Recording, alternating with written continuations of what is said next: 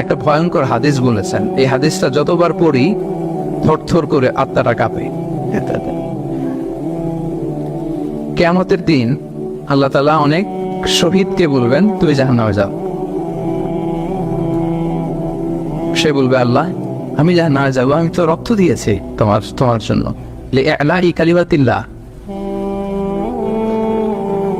আমার দেহের তাজা রক্ত দিয়ে আমি শহীদ হয়েছি, জানাজা ছাড়া আমার দাফন হয়েছে, আমি তো জান্নাতে যাব। আল্লাহ বলবে না, তুমি শহীদ হয়েছ এই কারণে যে লোকজন তোমাকে বীর বলবে, বীর বাহাদুর। তো দুনিয়াতে তো তোমার বাহাদুর বলছে, তো তোমারে বিশাল যোদ্ধা ছিল, বাহাদুর ছিল, এই খেতাব তো তুমি পেয়েছো, আমার কাছে কিচ্ছু নেই, জাহান্নামে যাও, go to the hell fire. অনেক দানশীলকে আল্লাহ বলবে জাহান্নামে যাও। সে বলবে আল্লাহ আমি জাহান্নামে যাব, আমি তো মসজিদ, মাদ্রাসা, এতিমখানা, বৃদ্ধাশ্রম এমন কিছু নাই যে বাকি রাখছি, শত শত মসজিদ আমি করেছি, আমি কেন জাহান্নামে যাব? আল্লাহ বলবে না, তুমি দান করেছিলে এই জন্য যে লোকজন তোমারে দানশীল বলবে, দানবীর বলবে, আদেম তাই বলবে, ওটা তো তোমাকে বলা হয়েছে, জাহান্নামে যাও, আমার কাছে কি চাও, go to the hell fire. সেদিন আল্লাহ তাআলা অনেক আলেমকে ডাকবেন, অনেক দাঈদেরকে ডাকবেন, অনেক দুআত ইলাল্লাহদের তিনি ডাকবেন।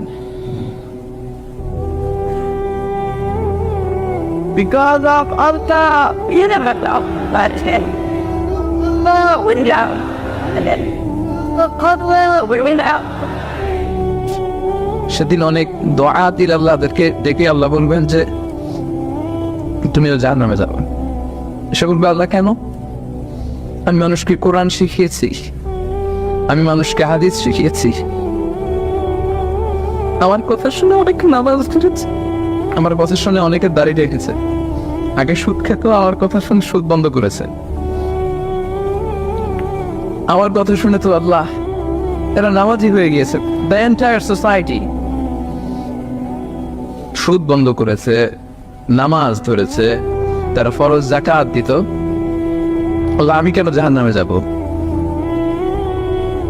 আল্লাহ বলবেন তুমি এই দাওয়াতি কাজ করেছো, লোকজন তোমাকে বড় আলেম বলবে, লোকজন তোমাকে বড় সেলিব্রিটি বলবে, লোকজন তোমার নামে তাকবীর দিবে, তোমাকে বড় আলেম বলবে, বড় দাঈ বলবে।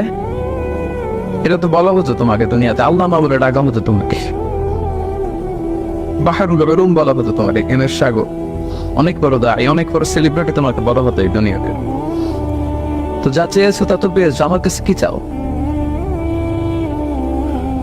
আমার কাছে তোমার জন্য কিছু নাই, go to the hell fire, তুমি জাহান্নামে যাও। আল্লাহ এরকম আলেম হওয়া থেকে আমাদেরকে তুমি বাঁচাও। আল্লাহ লোক দেখানো মানসিকতা, এই শো অফ থেকে আল্লাহ তুমি আমাদেরকে হেফাজত করো। তাহলে 4 নাম্বার যে রোগ আমরা চিনে ফেলছি না,